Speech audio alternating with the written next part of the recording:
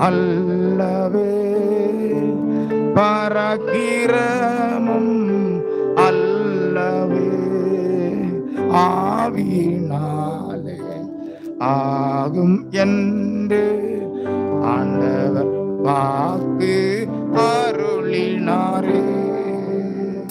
ஆவியினாலே ஆகும் என்று ஆண்டவர் வாக்கு அருளினாரே. நேசமே பயப்படாதே, மகிழ்ந்து களி கூறு. நேசமே பயப்படாதே, மகிழ்ந்து களி கூறு. சேனையின் கர்த்தர் உன் நடுவில் பெரிய காரியம் செய்திடுவார். சேனையின் கர்த்தர் உன் நடுவில் பெரிய காரியம் செய்திடுவார்.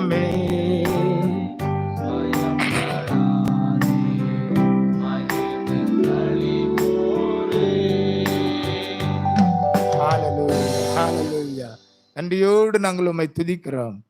பலத்தினாலும் அல்ல, பராக்கிரமத்தினாலும் அல்ல, என் ஆவினாலேயே ஆகும் என்று சொன்னீரப்பா.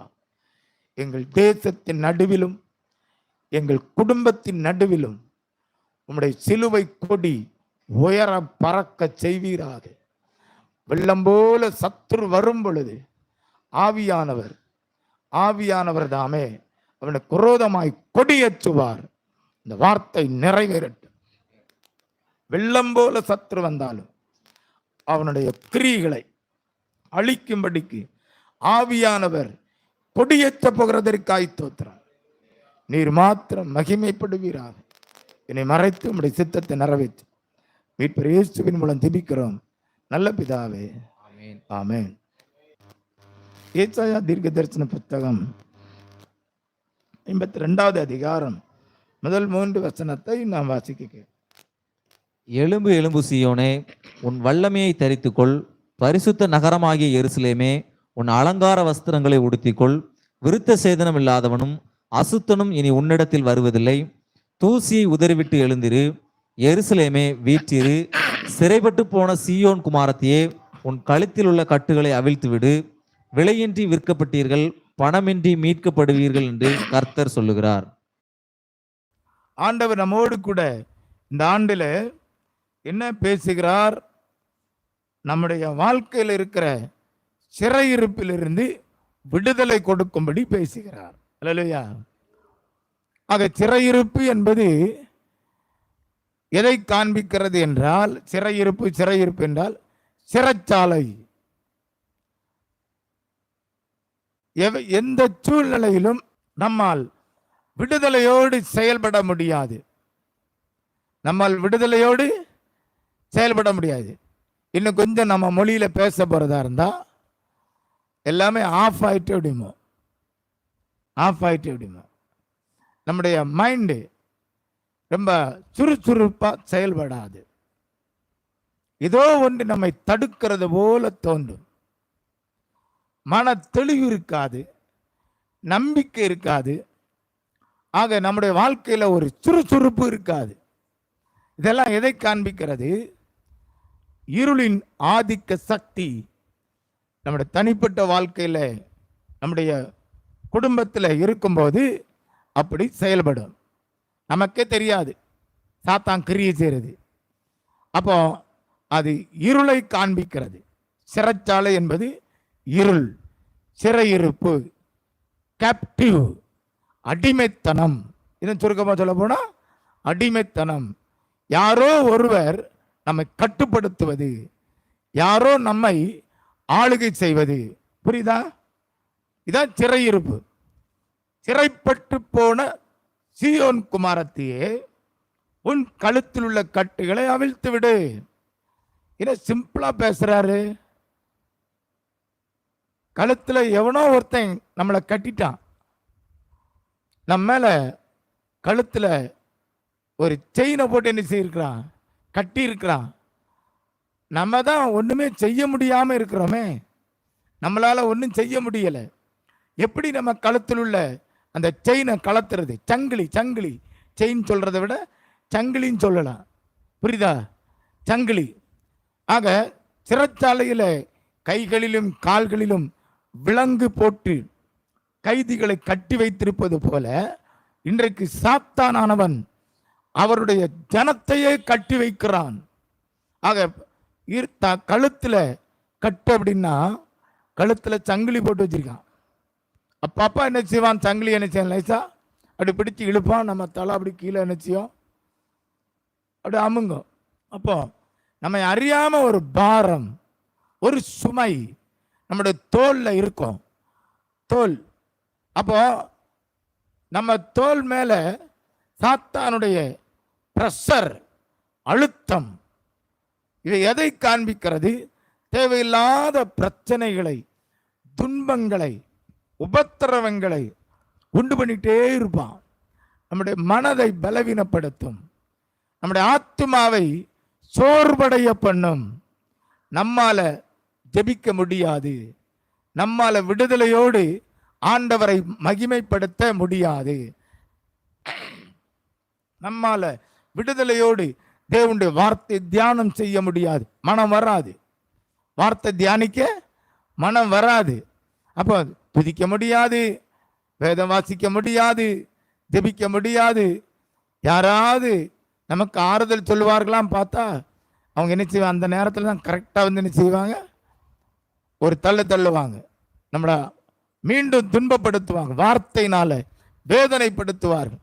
இப்படி சாத்தான் நம்மையும் அறியாமலே நம்முடைய மனதை, ஆத்மாவை, ஈவன் நம்முடைய சரீரத்தை கூட பலவீனப்படுத்தி கட்டுப்படுத்துவதுதான் கழுத்தில் உள்ள கட்டு என்று வேதம் சொல்லுகிறது. அல்லேலூயா. ஆக நம்முடைய தோல்ல சாத்தானுடைய நுகம் இருக்கும். நுகம். இப்போ மாட்டு வண்டியை ஓட்டும் பொழுது இந்த மாட்டு வண்டிக்கு நுகக்கோல் என்று சொல்லுவாங்க, சரிதானா? அந்த மாட்டு வண்டிக்காரன் என்ன பண்ணுவான்? அந்த மாட்டு வண்டி இழுத்துட்டு போறதுக்கு மாட்டை அந்த வண்டியினுடைய நுகக்கோல் கீழே கொண்டு வருவான். அந்த கழுத்து மேலே அந்த கம்பு வச்சு அதை அந்த கயிறை வச்சு என்ன செய்வான்? அப்படி கெட்டிடுவான். அதுக்கு பிறகு அதால் விலகி போக முடியாது, அது இழுத்து கொண்டு போகணும். அப்போ இப்படி சாத்தான் இன்றைக்கு நம்முடைய கழுத்தின் மேலே அவன் ஒரு பாரத்தை வைத்து விடுகிறான். தேவனை நோக்கி பார்க்க கூடாதபடி, தேவனை தேடக்கூடாதபடி நம்முடைய மனநிலை ஏதோ ஒன்றினாலே தாக்கப்படுகிறது, பலவீனப்படுத்தப்படுகிறது. இது எதனுடைய அடையாளம்? சாத்தான் நம்முடைய கழுத்திலே ஒரு நுகக்கோலை வைத்திருக்கிறான், சரிதானா? நான் சொல்ற புரியுதா? ஆக சீயோன் குமாரத்தியே, உன் கழுத்தில் உள்ள கட்டுகளை அவிழ்த்து விடு. இன்னொரு மொழியாக்கத்தில் அழகா சொல்லப்பட்டிருக்கு, தூசியை உதறுங்கள், உங்கள் அற்புதமான ஆடைகளை அணிந்து கொள்ளுங்கள். எருசலேமே, சீயோனின் மகனே, மகளே, நீங்கள் சிறையில் இருந்தீர்கள், சிறைச்சாலையில் இருந்தீர்கள். ஆனால் இப்பொழுது உங்கள் கழுத்தில் சுத்தி கிடந்த சங்கிலிகளிலிருந்து விடுதலை அடைந்தீர்கள். அப்ப ஆண்டவர் ஏற்கனவே அந்த சங்கிலிய லூஸ் பண்ணிட்டாரு. அல்லேலூயா. இங்க அப்படித்தான் போட்டிருக்கு புதிய மொழியாக்கத்தில். இங்க என்ன போட்டிருக்கு? உன் கழுத்தில் உள்ள கட்டுகளை அவிழ்த்து விடு, அந்த சங்கிலிய தூக்கி எறிந்து போடு. அது உன்னை பாரப்படுத்தி கொண்டிருக்கிறது, உன்னை அழுத்துகிறது. சாத்தானுடைய நுகம், சாத்தானுடைய அந்த கட்டு உன் கழுத்தில் இருக்கக்கூடாது. அல்லேலூயா. ஒரு வசனத்தை வாசிப்போமா? ஏசாயா 10வது அதிகாரம்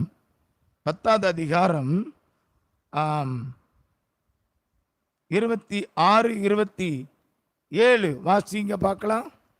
ஓரேப் கன்மலை அண்டையிலே மீதியானையர் வெட்டுண்டது போல் சேனைகளின் கர்த்தர் அவன் மேல் ஒரு சவுக்கை எழும்பி வர பண்ணி, எகிப்திலே தமது கோலை கடலின் மேல் ஓங்கினது போல் அதை அவன் மேல் ஓங்குவார். அந்நாளில் உன் தோளினின்று அவன் சுமையும் உன் கழுத்தினின்று அவன் நுகமும் நீக்கப்படும். அபிஷேகத்தின் நுகம் முறிந்து போம். அபிஷேகத்தினால், அபிஷேகத்தின் நுகம் அல்ல, அபிஷேகத்தினால். ஆமா, அப்ப அபிஷேகம் என்பது என்ன? தேவனுடைய வல்லமை குறிக்கிறது. கரெக்ட்? நான் சொல்றது புரியுதா?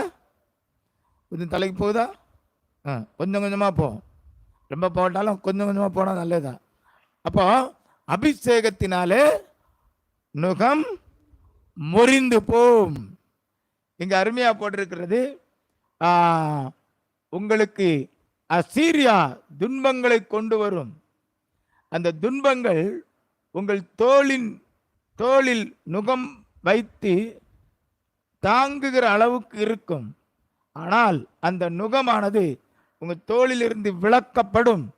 அந்நுகம் தேவனால் உடைக்கப்படும். அல்லேலூயா. சில நேரங்களில் நம்ம வீடுகளில் வேலை யாருக்குமே ஓடாது. சமையல் பண்ணுற கிச்சனுக்கு போகிற தாய்மார் அவங்க சொல்லுவாங்க, வேலையே ஓடலை, ஹோட்டலில் இதை வாங்கி தந்துடுறீங்களா அப்படிம்பாங்க. அப்போ எப்பா பைசா ரொம்ப செலவாகுது, வீட்டில் கோதுமை மாவு இருக்குது, அரிசி மாவு இருக்குது, எல்லாமே இருக்குது, ஏன் கடைக்கு இந்நேரம் போனால் செலவாகுமே, அது எனக்கு தெரியதான் செய்யுது, ஆனால் கையும் காலம் ஓடலையே, இப்போ என்ன பண்ணுறது? நீங்கள் சாப்பிடணுன்னா வாங்கிட்டு வாங்க, சேர்ந்து சாப்பிடுவோம். காலையில் 6 மணிக்கு சில வீடுகளில் கிச்சனில் மனைவி இருக்கிறதுக்கு போல யாருன்னு போய் நிற்காங்க? கணவன்மார் போய் நிற்காங்க. என் ஃப்ரெண்டு ஒருத்தர் சொன்னார். என்ன சொன்னார்னா, கல்யாணம் ஆன புதுசில் மனைவி சொன்னாலாம், இந்த பாருங்க, காலையில் எழுமணுன்னு பெட் காஃபி எனக்கு கண்டிப்பாக நீங்கள் தந்துடணும். யாருக்கு தரணும்? மனைவிக்கு கணவன் தரணுமா? அழகா சொல்கிறாங்கள. படித்தவங்களா இருக்கும், நல்ல பணம் படைத்தவங்களா இருக்கலாம். எங்கள் அம்மா எனக்கு காலையில் தந்துடுவாங்க. அதை மாதிரி நீங்கள் என்ன செஞ்சுறீங்க? ஆமாம். அப்போ பல்ல விளக்க வேண்டாம், அதை பற்றியா நீங்கள் கேவலப்படுறீங்க? பல் விளக்குறதோ விளக்காதோ என்ன பொறுத்தது. பெட் காஃபி எங்கள் அம்மா தருவாங்க, நீ என்ன செஞ்சிடணும்? 6 மணிக்கு கொஞ்சம் குறையாம தந்துடுங்க. சரியா? போட்டு கொடுத்தாரு. அவர் சொன்னதை தான் பேசிட்டுருங்க. அல்லேலூயா, பிரைஸ் தி லார்ட். அப்போ அப்படிலாம் நடக்கு. அப்போ வீடுகளில் எல்லாமே நேர் எதிர்மாறாக நடந்துக்கிட்டு இருக்கு. அப்படி கிச்சனில் வேலை செய்ய முடியாத அளவுக்கு பலவீனம் சொல்றதை விட மனது செயல்பட மறுக்கிறது. இது அங்கே ஒரு பக்கம். புருஷன் சொல்லுவார், நீ எனக்கு வேலைக்கே போறதுக்கு மனசு இல்லை, கொஞ்சம் ரெஸ்ட் எடுத்துக்கிறேன், இன்னைக்கு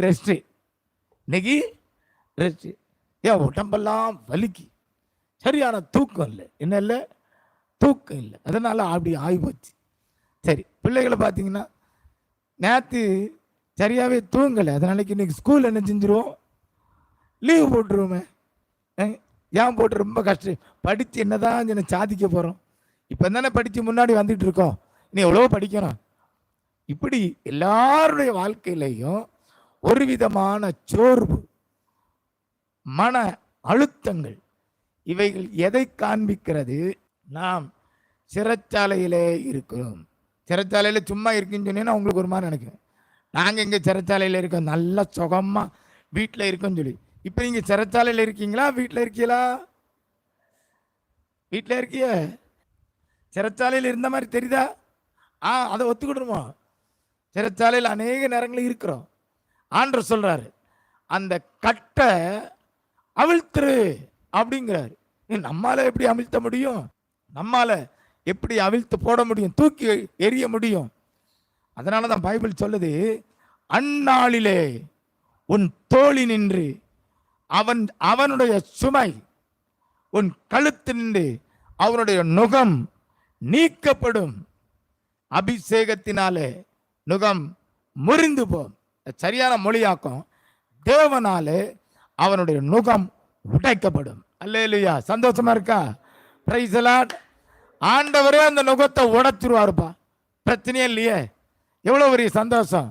நம்ம வாழ்க்கையில் இருக்கக்கூடிய எல்லா விதமான அழுத்தங்கள், மன அழுத்தங்கள், சரீர பலவீனங்கள், சோர்வுகள், மன சோர்வுகள் எல்லாவற்றுக்கும் முடிவுண்டு. உன் நம்பிக்கை வீண் போகாது.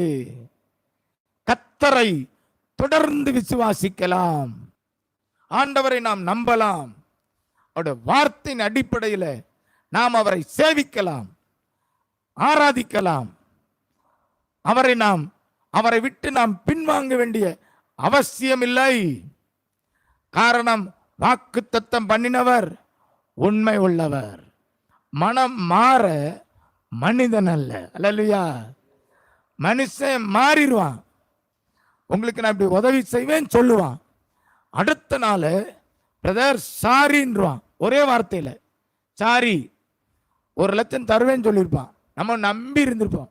காலையில் விடிய காலம் ஃபோன் வரும், பிரதர் நீங்கள் நினச்ச மாதிரி நான் உங்களுக்கு தரணும்னு சொல்லியிருந்தேன், நினைத்திருந்தேன், ஆனால் முடியல பிரதர், அக்கௌண்ட் டிரான்சாக்ஷன் ஆக மாட்டேங்குன்றான். அக்கௌண்ட் டிரான்சாக்ஷன் ஆக மாட்டேங்குது, நான் என்ன பண்ணுறது? அதனால் கொஞ்சம் பொறுத்துக்கிடுங்க, வேற யார்ட்டாவது முடிஞ்சா பார்த்துக்கிடு. மனிதன் மாறுவான், கர்த்தரோ மாறுவதில்லை. மனமாற மனுபுத்திரன் அல்ல, சொல்லியும் செய்யாதிருப்பாரோ அவர் கட்டளையிட நிற்கும். அல்லேலூயா. அவர் கட்டளையிட நிற்குமா? சொல்ல ஆகும். தேவன் தன்னுடைய வார்த்தை அனுப்புவார். ஒரு வார்த்தை போதுங்க, நம்ம வாழ்க்கையெல்லாம் செழிப்பாகும். Everything will be changed in 1 second. ஒரு நொடியில சகலம் மாறும். இதை நம்மளால விசுவாசிக்க முடியுதா? என்னங்க, எப்படி முடியும்? முடியுமா? ஒரே நாள் ராத்திரியில ஆரோனுடைய ஒரு கம்பு உடன்படிக்கை பெட்டிக்குள்ள வச்சிருந்துச்சு. சரியா? யார் ஆசாரியனா இருக்கணும் அப்படிங்கிற பிரச்சனை இப்ப எழும்புது. சரியா? யார் ஆசாரியனா இருக்கணும்? ஆரோனுடைய கோல் எங்க இருக்குது? அந்த உடன்படிக்கை பெட்டிக்குள்ள வச்சாச்சு. உள்ள பெட்டிக்குள்ள வச்சாச்சுன்னா ஒரே நாள் ராத்திரியில அது அப்படி என்ன செய்யுது? துளிர் விடுது, இலை பூக்குது, ஒரு காய்க்கு. அப்பா, ஒரே நாள் ராத்திரியில துளிர் விட முடியுமா?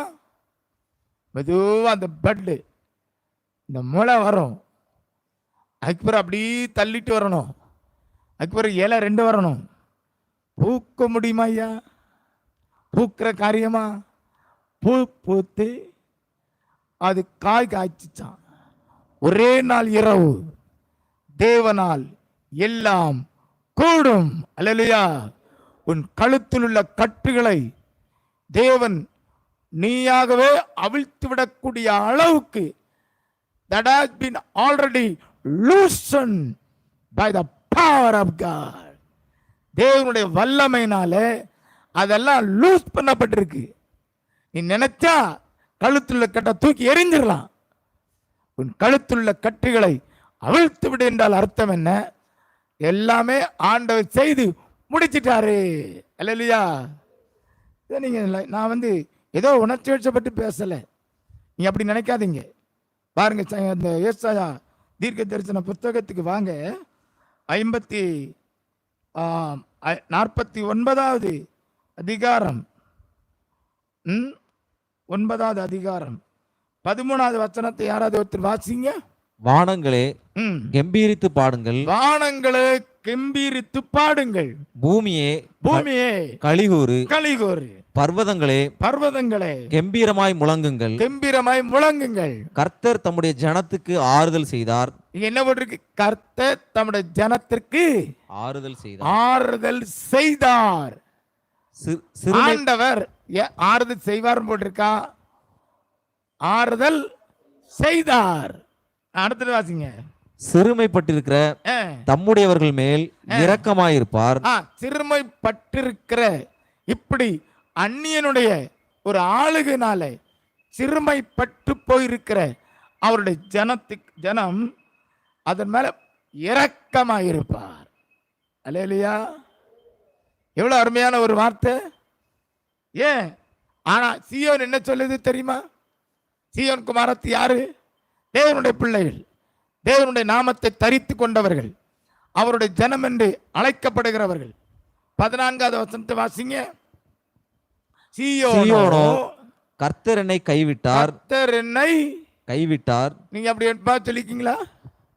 ஆண்டவர் என்னை கைவிட்டார் சொல்லவே இல்லையோ? வெளியே தான் சொல்லல, வெளியே தோத்திரம் சொல்லுவோம், உள்ளுக்குள்ள சரி சரி போ, ஆண்டவர் நினைச்சா நடக்க, எங்க நினைக்க போறாரு? முடிஞ்சு போச்சு. என்ன ஆகி போச்சு? முடிஞ்சு போச்சு. கைவிட்டார். ஆண்டவர் என்னை மறந்தார் என்று சொல்லு. இன்னொரு வார்த்தை, மறந்தார். என்ன நினைச்சிட்டா இருப்பாரு? அவருக்கு 1008 வேலை. ஆண்டவருக்கு 1008 வேலை இருக்குமா இருக்காதா? 1008 வேலை இருக்கும். ஆமா, நம்ம மட்டும் இல்லை, 1008 வேலை இருந்தாலும் நம்ம வேலையிலையும் ஒரு கண் இருக்கும். அல்ல இல்லையா? at exactly the correct time he will come. சரியான நேரத்தில் உங்களை சந்திப்பார். அல்ல இல்லையா? சந்திக்கிறதுக்கு ஒரு நேரம் வைக்கிறார். ஏன் தெரியுமா? நம்மை ஆயத்தம் படுத்த. அவர் கை குறுகி போகல. அவர் ஆண்டு அப்படிதான், என் கரம் குறுகி போயிட்டாப்பா. ஏன் கரம் குறுகி போகல? உன் மனசு தான் குறுகி போயிருக்கு. உன் மனம்தான் எங்கேயோ இருக்கு. உன் மனதை என்னண்ட கொண்டு வரணும், என்னை துதிக்கும்படி வைக்கணும். நீ கம்பீரித்து பாட மாட்டேக்கா? இந்த வசனம் என்ன சொல்லுது? வானமே வானங்களே கம்பீரித்து பாடுங்கள். வானங்கள் கம்பீரித்தா பாடும்? நம்ம தான் கம்பீரித்து பாடணும். பூமியே கலிகூறு, பர்வதங்களே கம்பீரித்து முழங்குங்கள், ஆர்ப்பரியுங்கள். அவர் தம்முடைய ஜனத்திற்கு ஆறுதல் செய்தார். இனி ஆறுதல் செய்வார் இல்லை, already the salvation has been prepared. அல்லேலூயா. ரட்சிப்பு ஆயத்தம் பண்ணப்பட்டிருக்கிறது. can you believe? இதை உங்களால் நம்ப முடியுதா? உங்களால் நம்ப முடியுமா? ஆண்டவர் சகலத்தையும் செய்து முடித்தார். அல்லேலூயா. ப்ராஃபெட்சியா, தீர்க்க தரிசனமா உங்களுடைய வாழ்க்கைக்கு ஆண்டவர் இன்றைக்கு பேசிக் கொண்டிருக்கிறார். உங்கள் கழுத்துள்ள கட்டுகள் that has been already loosened by Jesus. இயேசுவால் அது லூஸ் பண்ணப்பட்டிருக்கிறது. அல்லேலூயா. நீ எழும்பவே கூடாது, நீ அமிழ்ந்திரணும், தேவனை விட்டு தூரமாய் போய்விட வேண்டும், அவரை மறுதலித்து விட வேண்டும் என்பதற்காக சாத்தான் ஸ்ட்ராங்கா கட்டு போட்டிருந்தான். யாரோ ஒருத்தர் அவிழ்த்து விட்டார். அல்லேலூயா. பவுலும் சீலாவும் நினைச்சு பார்த்துருப்பாங்களா? சிறைச்சாலையில அவன் கால்கள் மரத்துல கட்டப்பட்டிருக்கு, சங்கிலி போட்டு, கைகள். என்ன செய்ய முடியும்? வருத்தம் உள்ள வந்திருக்கணும். வருத்தம் வரலையே. நம்ம நினைச்சிருந்தா என்ன செஞ்சிருப்போம்? இந்த பாரு, அவன் தூங்கிட்டு இருக்கான், நம்ம தூங்குறதுக்கு ஒரு பாயாவது இருந்துச்சா? இப்படி உட்கார்ந்து தூங்கணுமா? கையில விலங்கு, காலில் விலங்கு, எங்க படுக்க முடியும்? ஆனா பவுலும் சீலாவும் நடு ராத்திரியும் போட்டிருக்கு, எல்லாரும் தூங்கிட்டு இருக்காங்க. இங்க என்ன செய்யறா? கைதிகள் தூங்குறாங்க. ஊர்ல தூங்குறதை விடுங்க, சிலர் இங்க தூங்குற மாதிரி தெரியுது. அல்லேலூயா. தூங்குறீங்களா? தூங்காதீங்க, தூங்காதீங்க, விழிப்பா இருக்கணும். செய்தி மண்டக்குள்ள ஏற போறேன்னா தூக்கம் வந்துடும். இங்க சாத்தான் நிற்பான். ஏன் செய்தி கட்டுறோம் போல தெரியுது, விழிப்பாயிரும் பொழுது. எலும்பு எலும்பு சீயோனா விழித்தெழும்பணும். ஆண்டவர் உனக்கு பலன் தர்றாரு, உனக்கு மகிமையான வஸ்திரம் தர போறாரு. நீ சிங்காசனத்தில் உட்கார அழைக்கப்பட்டவன், நீ அடிமைத்தனத்தில் வாழ அழைக்கப்பட்டவன் அல்ல. ஆண்டவருடைய அடிமைத்தனத்தை ஒழிக்கும்படிக்கு அவர் உனக்கு ஆறுதல் செய்துட்டாரு. ஆனா நீ சொல்ற, கர்த்தர் என்னை மறந்துட்டாரு, கைவிட்டாரு. ஆனா என்ன செய்யலையா? என்ன செய்யலையா? அந்த வசனத்தை வாசிங்க. எந்த வசனம்? 14. 49வது அதிகாரம் 15 16 வாசிங்க. ஸ்திரீயானவள் ம், தன் கற்பத்தின் பிள்ளைக்கு இறங்காமல் ம். தன் பாலகனை மறப்பாளோ? ஆ, அவர்கள் மறந்தாலும் நான் உன்னை மறப்பதில்லை. இஸ்ரவேல் ஜனங்களை பார்த்து சொல்றாரு, அவருடைய நாமம் தரிப்பிக்கப்பட்ட ஜனங்கள், அவரால் தெரிந்து கொள்ளப்பட்ட ஜனங்கள். எப்பா, தாய் தன் கற்பத்தின் பாலகனை பிள்ளைக்கு இறங்காம இருப்பாளா? தன் பாலகனை மறப்பாளா? மறப்பாளா? தாய் தன் பிள்ளையை மறப்பாளா? மறக்க மாட்டான், மறக்கவே மாட்டான். அதனால தான் அவர் வீட்டுக்கு போனோடனே சின்ன பிள்ளையை பார்த்தீங்கன்னு வைங்களேன், சின்ன பிள்ளைய போய் ரொம்ப கொஞ்சுவாங்க. ஏன் தெரியுமா? ரொம்ப பாசம் இருக்குன்னு நினச்சிக்கிடாதீங்க, அதில் ஒரு ரகசியம் இருக்குது. அவங்க சொல்லி தரட்டுமா? செய்திக்கு இடையில உங்களுக்கு பேசுகிறேன். அந்த குடும்பத்தில் நீங்கள் ராசியாக மாறணும்னா அந்த வீட்டில் இருக்கிற பிள்ளையை தூக்கி என்ன செய்யணும்? கொஞ்சம் என் பிள்ளைய பிடிச்சி தூக்கிட்டாங்க, போதுமே, ஸ்வீட்டே மறந்துடுவாங்க. ஸ்வீட் வாங்கிட்டு வந்துருக்காங்களாம் பார்க்க மாட்டாங்க, பிள்ளையை தூக்கிட்டானே. இது ஒரு ரகசியம். அந்த குடும்பத்தை அந்த தாய் பாப்பா, ஐயா என் பிள்ளைய தூக்கிட்டான். அப்படி பிள்ளைய மறப்பாளையா? தாய் மறப்பாளா? அவள் மறந்தாலும் நான் உன்னை மறப்பதில்லை. அல்லேலூயா. ஆண்டவர் நம்மை மறக்க மாட்டார். அதுக்கு மேல என்ன செய்வாராம் பாருங்க, இதோ என் உள்ளங்கையில் உன்னை வரைந்திருக்கிறேன். உன்னை வரைஞ்சிட்டுங்க. I have engraved your name in my hand. என் கையில எனக்கு தெரிகிற மாதிரி எழுதி வச்சிருக்காராம். எப்படி? சும்மா மயில இல்லை, அச்சடையாளமா, அச்சடையாளம். அழியாம இருக்கிற அளவுக்கு நான் என்ன பண்ணியிருக்கிறேன்? வரைந்திருக்கிறேன். 17 என்ன சொல்றான்? அதனால என்ன நடக்கும்? 17 வாசிங்க.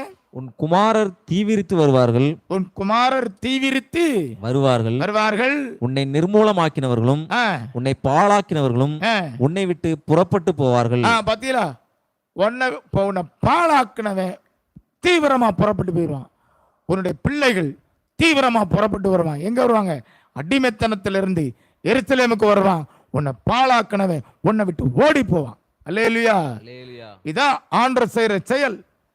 அப்போ அப்படி தேவன் தம்முடைய ஜனத்திற்கு ஆறுதல் செய்தார். அதனால கழுத்துள்ள கட்டை பாரமா நினைச்சிட்டு இருக்காத. எப்போ எனக்கு விடுதலை வரப்போகுது, அப்படி ஒரு ஏக்கம் நமக்கு தேவையில்லை. ஆண்டவர் இரட்சிப்பை ஆயத்தப்படுத்தி இருக்கிறார். அல்லேலூயா. இந்த இரட்சிப்பு எப்படி இருக்குங்கிறத கொஞ்சம் உங்களுக்கு எலாபரேட்டா சொல்லலாம் என்று 10வது அதிகாரத்துக்கு வாங்க. 10வது அதிகாரம், ஏசாயா 10வது அதிகாரத்தில் எப்படி பாருங்க, 24 இருந்து வாசிங்க. 24. ஆகையால் சீயோனில் வாசமாயிருக்கிற என் ஜனமே, அசீரியனுக்கு பயப்படாதே, அசீரியனுக்கு பயப்படாது. அவன் உன்னை கோலால் அடித்து எகிப்தியரை போல் தன் தண்டாயுதத்தை உன்மேல் ஓங்குவான்.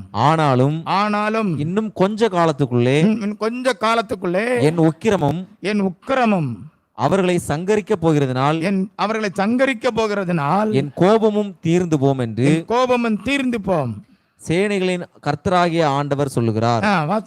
ஓரேப் கன்மலை அண்டையிலே மீதியானியர் வெட்டுண்டது போல் சேனைகளின் கர்த்தர் அவன் மேல் ஒரு சவுக்கை எழும்பி வர பண்ணி, எகிப்திலே தமது கோலை கடலின் மேல் ஓங்கினது போல் அதை அவன் மேல் ஓங்குவார்.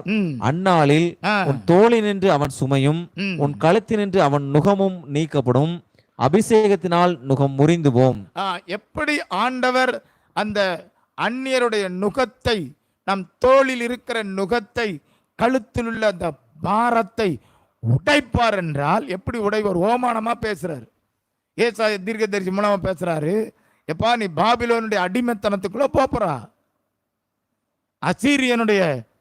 அசீரியனுக்கு பயப்படாத. கொஞ்ச காலம் நீ பாவம் செய்ததுனால நான் அனுமதித்தேன். ஆனா அவன் ஏன் உக்கிரம் அவனை சங்கரிக்க போகுது. யாரை சங்கரிக்க போகுது? பாபிலோன். அப்படின்னு என்ன? நம்மை பலவீனப்படுத்தி, நம்மை அடிமைப்படுத்தி, நம்ம சோறு பொங்காம, சாப்பிட வழி வைக்காம வச்சுக்காம பார்த்தீங்களா? அவனை எப்படி சந்தோஷமா இருக்கா உங்களுக்கு? அவனை அடித்தாச்சுன்னா அவன் மனைவி ஆட்டோமேட்டிக்காக சோறு பங்கு போயிடுவான். சந்தோஷம். எவ்வளோ பெரிய சந்தோஷம். வீட்டில் வேலைத்தெல்லாம் நடக்கும், நமக்கு சுறுசுறுப்பாக வேலை நல்லா வரும், நல்லா டெய்லி 1000 ரூபா கிடைக்கும். அப்போ இப்படி செய்ய முடியாத அளவுக்கு கையை காலை கட்டி போட்டிருக்கான், மனைவியை ஒரு காலை கட்டி போட்டிருக்கான். இப்படியெல்லாம் செய்துட்டு பிள்ளைகள்லாம் படிக்க மனசில்லை, ஸ்கூலுக்கு போக மனசில்லை, இப்படி கட்டி போட்டிருக்கான். எல்லா கட்டுகளையும் கர்த்தர் உடைப்பார். அசீரியனுக்கு பயப்படாத, அவன் உன்னை கோலால் அடித்து எகிப்தியரை போல என்ற பழைய அடிமைத்தனத்தை அதையும் சொல்றாரு. தன் தண்டாயுதத்தை உன்மேல் ஓங்குவான். தண்டாயுதம் உன்னை என்ன செய்வான், ஒரே அடியா அடிக்க கொள்ற அளவுக்கு தன் கையை ஓங்குவான். ஆனாலும் கொஞ்ச காலத்துக்குள்ள ஏன் உக்கிரம் அவர்களை சங்கரிக்கும். அப்போ வாமல கோபம் எனக்கு போயிடும் அப்படிங்கிற. அல்லேலூயா. அப்ப அடிமைத்தனம் சிறைச்சால இப்படிலாம் காரணம் என்ன தெரியுமா? ஏன் காரணம்? ஏன்னா என்ன பெரிய பாவம் செஞ்சுட்டே அப்படின்னு சொல்லுவீங்க. நம்ம இருதயம் சரியில்லாததுனால, ஆல்ரெடி நம்ம தேவனுக்கு விரோதமாய் காணப்பட்டதுனால அந்த அடிமைத்தனம் வந்துட்டு. இதை நம்ம காரணம் கண்டுபிடிக்க கூடாது, என்ன செய்யக்கூடாது, நியாயப்படுத்தக்கூடாது. நான் அப்படிலாம் இல்லை, நான் இப்படிலாம் இல்லை, நான் சரியாத்தான் இருந்தேன், நான் ஒழுங்காத்தான் இருந்தேன். ஒன்றும் ஒழுங்கு கிடையாது. சரிதானா? நம்ம இருதயம் தேவனுக்கு விரோதமாக தான் இருந்து. நம்ம முன்னோர்கள் என்னென்ன ரொம்ப கோடிக்கணக்கா சம்பாத்தியம் பண்ணியா வச்சாவ, ஒரு வீட்டையா கட்டலை, எங்கேயாவது ஒரு சின்ன குடிசைக்குள்ள தோண்டி ஒரு 1 கிலோ தங்கத்தையே புதைச்சிட்டு இருந்தா என்ன சந்தோஷமா இருந்திருக்கும். 1 கிலோ வேண்டாம், ஒரு 1/2 கிலோ தங்கம் பிஸ்கட்டா வச்சு உள்ள வச்சிருந்தாங்கன்னா, எப்போ உங்களுக்கு ஒன்றும் சம்பாத்தியம் பண்ண முடியல, பாருங்க பெரிய வீட்டை கட்ட முடியல, ஆனால் ஒன்று செஞ்சுருக்கோம், கொஞ்சம் 10 அடி கீழே போய் பாருங்க, ஒரு பானை இருக்கும், பானைக்குள்ள 1/2 கிலோ தங்கம் தான் இருக்காது, கொஞ்சம் பங்கிட்டு போட்டுடுங்கண்ணே அப்படின்னா அவ்வளோதான். சண்டை அதில் தான் ஆரம்பிக்கும், சண்டை அதில் தான் ஆரம்பிக்கும். இப்படி ஏதாவது சம்பாத்தியம் பண்ணி வச்சாங்களா? என்ன சம்பாத்தியம் பண்ணி வச்சாங்கன்னு சொல்கிறேன், தங்கத்தை அல்ல, நமக்கு சாபத்தை சம்பாத்தியம் பண்ணி வச்சிருக்கிறாங்க. அதனால என்ன செய்யுது, சில ஆளுக என்ன செய்யுது, நம்மள வருது. முன்னோர்களுடைய பாவங்கள் விசாரிக்கப்படுது. 3ஆம் 4ஆம் தலைமுறை மட்டும் நான் அதை விசாரிப்பேன் என்று கத்த சொல்றாரு. நமக்கு தெரியாது. எங்க தாத்தா நல்லா சர்ச்சைக்கு போனாருன்னு சொல்லிட்டு இருப்பிய, எங்க பாட்டி நல்லா ஜோம்னாருன்னு சொல்லிட்டு இருப்பிய, முழுக்க முழுக்க உங்க பாட்டி தெருவுலவங்களை பற்றி பேசிட்டே இருந்திருப்பாங்க. யாருக்கு தெரியும்? உங்க தாத்தா ஏதாவது ஒரு கோயிலுக்கு போயிருப்பார், யாருக்கு தெரியும்? யாருக்கு தெரியும்? அவங்களுடைய அக்கிரமங்கள் விசாரிக்கப்படும். நம்ம வாழ்க்கையில், நம்ம பிள்ளைகள் வாழ்க்கையில் சில பிசாசுடைய கிரியைகள் இருக்கிறது என்றால் நம்ம என்ன செய்யக்கூடாது, ஆண்டவர் மேலே கோபப்படக்கூடாது. ஆண்டவர் எங்களை மறந்துட்டாரு, கைவிட்டார் அப்படி சொல்லக்கூடாது. ஸ்ரீயானவள் தன் கற்பத்தின் பாலகனை மறப்பாளோ, அவள் மறந்தாலும் நான் உன்னை மறக்க மாட்டேன்பா, நான் மறக்கிற ஆள் கிடையாது. உன்னை உள்ளங்கையில் வச்சு பார்த்துக்கிட்டு இருக்கிறேன், என் கையை பார்த்தாலே உன்னை நீ தான் தெரியுறான்னா என்ன அர்த்தம்? சிலர் தன்னுடைய மனைவி பேராடி வச்சிருப்பாங்க. எதுக்கு? உள்ளங்கின இப்போ செல்ஃபோன் வச்சுக்கலாம், சரியா? செல்ஃபோனை திறந்த மனைவி தான். ஆனால் சண்டை போடுறவனும் கணக்கு கிடையாது, சண்டை போடுறவன்ட்டும் கணக்கு கிடையாது. இந்த சும்மா சொல்கிறேன் நினச்சிலோ, எல்லா வீட்லையும் ரொம்ப நடக்கு. செல்ஃபோன்லேருந்து ஃபோட்டோ எடுத்தால் அப்புறம் பல மடங்கு சண்டை வந்துடும். அதனால் அவங்க எடுக்காமல் வச்சுருப்பான். ஆண்டவர் நம்மளை பார்க்குறாரு. இப்படிலாம் பேசாதீங்க அப்படின்னு சொல்லாதீங்க, நடக்கிறதே சொல்கிறேன். அல்லேலூயா, பிரைஸ் எல்லாம். சந்தோஷமா இருக்கீங்களா? சந்தோஷமா இருக்கீங்களா? பிரசங்கம் பண்ணுறத ஒழுங்காக பண்ணுங்க அப்படின்னு சொல்கிறீங்களா? அது நடக்கும், கர்த்தர் நடத்துவார். அல்லேலூயா.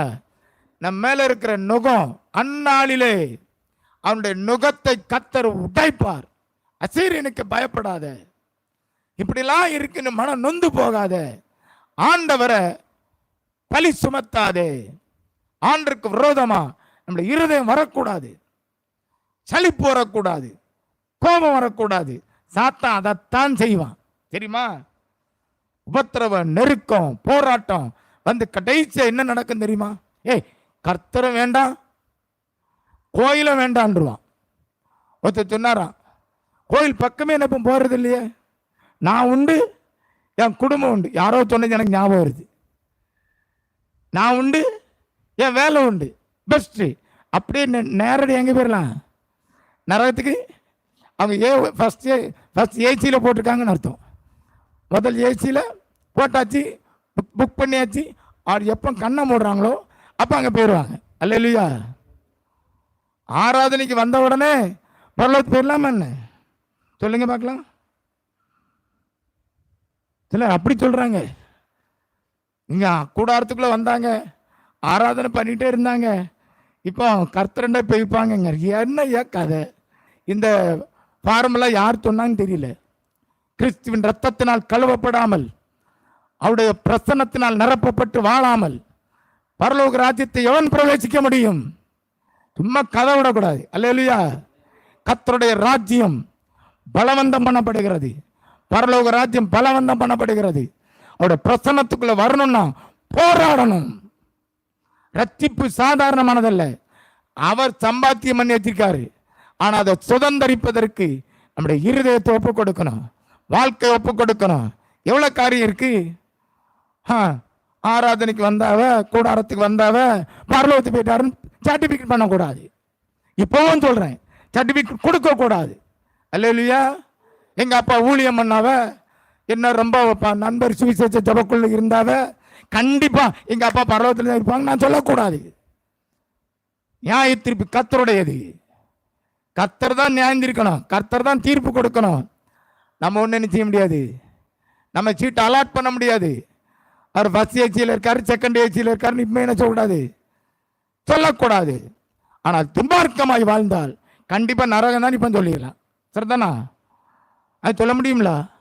பரலோகத்தில் அங்க இருக்காரு இங்க இருக்காரு என்ன செய்யக்கூடாது. யாருக்குமே சொல்ல உரிமை இல்லை. மக்களை ஏமாற்றக்கூடாது. ஏமாத்தாதே, ஏமாத்தாதே, ஏமாறக்கூடாது. நாம் ஏமாறக்கூடாது. அப்ப சீயோனே, கர்த்தர் உன்னை மறக்கல, உனக்கு ஆறுதல் செய்திருக்கிறார். அல்லேலூயா. ஆறுதல் செய்திருக்கிறார். அதை வாசிங்க பார்க்கலாம். 52வது அதிகாரத்தில் 9-10 வாசிங்க.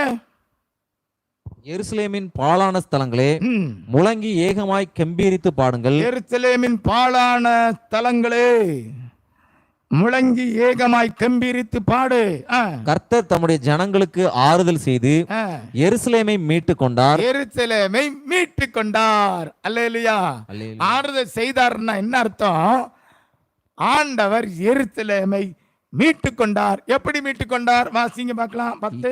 எல்லா ஜாதிகளின் கண்களுக்கு முன்பாகவும் கர்த்தர் தம்முடைய பரிசுத்த புயத்தை வெளிப்படுத்துவார். பூமியின் எல்லைகளில் உள்ளவர்கள் எல்லாரும் நமது தேவனுடைய இரட்சிப்பை காண்பார்கள். எல்லா ஜாதிகளின் கண்களுக்கு முன்பாகவும் கர்த்தர் தம்முடைய பரிசுத்த புயத்தை வெளிப்படுத்துவார். பூமியின் எல்லைகளில் உள்ளவர்கள் எல்லாரும் நமது தேவனுடைய இரட்சிப்பை காண்பார்கள். ஆண்டவர் தம்முடைய புயத்தை வெளிப்படுத்துவார். இதான் தீர்க்க தரிசனம். இயேசுவை குறித்து சொல்லப்படுகிற தீர்க்க தரிசனம் வருது. ஆறுதல் செய்தார். பூமியின் எல்லையில் உள்ள எல்லா தேசத்தின் ஜனங்களும் தேவனுடைய இரட்சிப்பை காண்பார்கள். இப்படி ஆண்டவர் இரட்சிப்பை சம்பாதித்து வைப்பார் என்று தீர்க்க தரிசனமாய் சொல்லப்பட்டது இயேசு பிறப்பதற்கு 400 வருஷத்துக்கு முன்பதான். ஆஃப்டர் 400 years அது நிறைவேறிற்று. அல்லேலூயா. ஆண்டவர் தம்முடைய ஜனத்திற்கு ஆறுதல் செய்து விட்டார். அவர் இரட்சிப்பை உண்டு பண்ணி விட்டார். அதனால கழுத்துள்ள கட்டை நீயே தூக்கி போடுறதுக்கு ரொம்ப லகுவானது. ஆண்டவர் சங்கிலிய லூஸ் பண்ணிட்டார். அவ்வளவுதான். அந்த சங்கிலி எடுத்து என்ன செய்யணும்? தூக்கி எரியணும். அதனால தான் பாடுங்கிறாரு, கெம்பீரித்து முழங்குங்கிறாரு. அந்த சங்கிலி எப்படி இருந்தது? அந்த 10வது அதிகாரத்தில் பாருங்க. ஏசாயா 10வது அதிகாரத்தில் எப்படி ஆண்டவர் அதை செய்வாராம். 26வது வசனத்தை வாசிங்க. ஓரேப் கண்மலை அண்டையிலே, ஓரேப் கண்மலை அண்டையிலே மீதியானியர் வெட்டுண்டது போல், மீதியானியர் வெட்டுண்டது போல சேனைகளின் கர்த்தர், சேனைகளின் கர்த்தர் அவன் மேல் ஒரு சவுக்கை எழும்பி வர பண்ணி, கர்த்தர் அவன் மேல் ஒரு சவுக்கை எழும்பி வர பண்ணி, எகிப்திலே தமது கோலை கடலின் மேல் ஓங்கினது போல் அதை அவன் மேல் ஓங்குவார். யார் ஓங்குவாரா? அவருடைய பரிசுத்த புயம் வெளிப்படுத்துவார் என்று சொல்றாரு. அவர் அந்த புயம், அவருடைய கோல், அந்த புயம் என்ன செய்யுமா? ஒரு கோலை நீட்டினார். எகிப்திலிருந்து வெளியே வந்தாங்க. சமுத்திரத்தை கடக்கிறதுக்கு முன்னாடி அவங்க முன்னாடி வந்து நின்னாங்க. ஐயையோ, பின்னாடி யார் வரா? அவன் துரத்துறான்.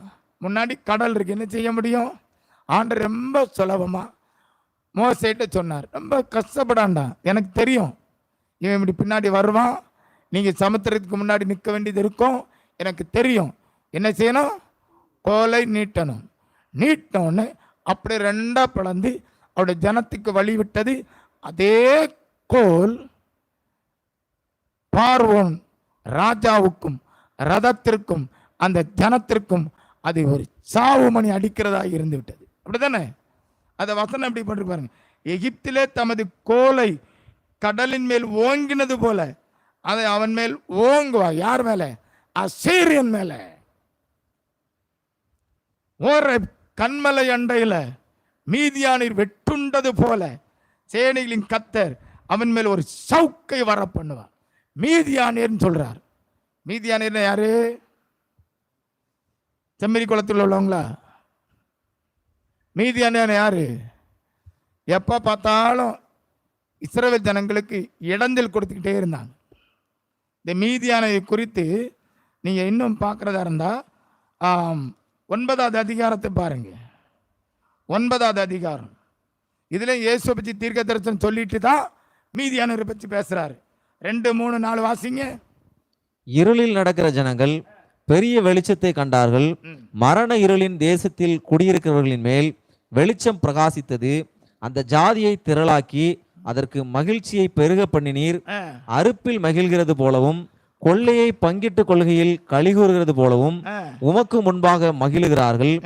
மீதியானியரின் நாளில் நடந்தது போல அவர்கள் சுமந்த நுகத்தடியும் அவர்கள் தோளின் மேல் இருந்த மிலாற்றையும் அவர்கள் ஆலோட்டியின் கோலையும் முறித்து போட்டீர்.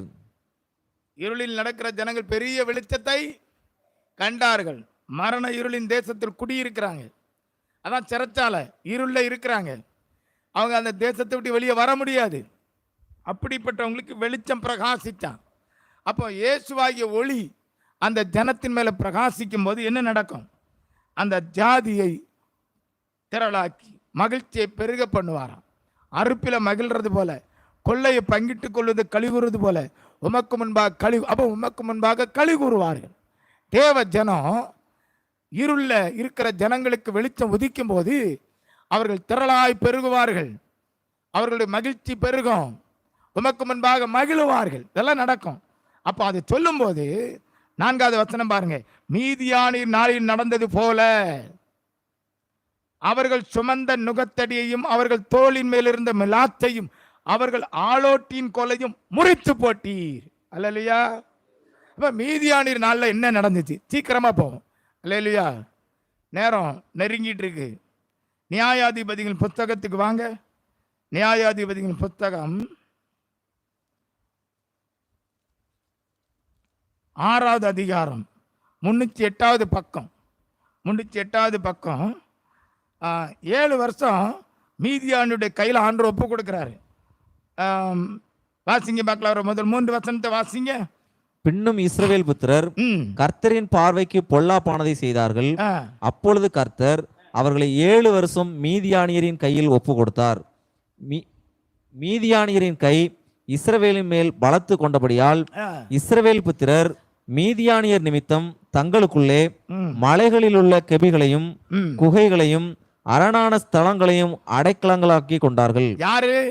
இஸ்ரவேல் ஜனங்கள் வீட்டில் இருக்க முடியாம கெபியையும் குகையிலையும் மலையில் இருக்கிற கெபியிலையும் குகையிலையும் அரணான தலத்தையும் உள்ள பதுங்கிட்டாங்க. ஏன்? மீதியானியர் அப்பப்ப விசிட் பண்றான். யார? இஸ்ரவேல் ஜனங்களை. இஸ்ரவேல் ஜனங்கள் குடியிருக்கிற இடத்துல அவங்க விளைநிலம்லாம் இருக்கு, மிருக ஜீவன்லாம் இருக்கு. என்ன பண்ணாங்கிறத பாருங்க. 4வது வசனம் 5வது வசனத்தை பாருங்க. அவர்களுக்கு எதிரே பாளையம் இறங்கி காசாவின் எல்லை மட்டும் நிலத்தின் விளைச்சலை கெடுத்து இஸ்ரவேலே ஆகாரத்தை ஆகிலும் ஆடு மாடுகள் கழுதைகளை ஆகிலும் வைக்காதே போவார்கள். ஆகாரத்தை வைக்க விட மாட்டான், ஆடு மாடையே செய்ய மாட்டான் வைக்க. மீதியானுடைய ஆளுக எப்படி இருந்துன்னு பாருங்க. அடுத்த வாசி 5. அவர்கள் தங்கள் மிருக ஜீவன்களோடும் ஆ, தங்கள் கூடாரங்களோடும் ம், வெட்டுக்கிளிகளைப் போல் திரளாய் வருவார்கள். ம், அவர்களும் அவர்கள் ஒட்டகங்களும் எண்ணி முடியாததாய் இருக்கும். ஆ. இந்த பிரகாரமாக தேசத்தை கெடுத்துவிட அதிலே வருவார்கள். இப்படிதான் மீதியானியர் இஸ்ரவேல் தேசத்தை கெடுத்து போட்டார்கள்.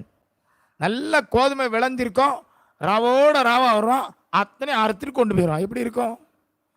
ஆடு மாடு நல்ல பெருகி இருக்கும், அப்படியே கொண்டு போயிடுவான். இப்படி மீதியானியர்கள் 7 வருஷம் இஸ்ரவேல் ஜனங்களை அடிமைப்படுத்தி வைத்திருந்தார்கள். ஏன் ஆண்டவருடைய ஒப்பு கொடுத்தார்? அது இஸ்ரவேல் ஜனங்களுடைய பாவத்தினால தான். ஆனால் ஆண்டவர் சும்மா இருக்கல.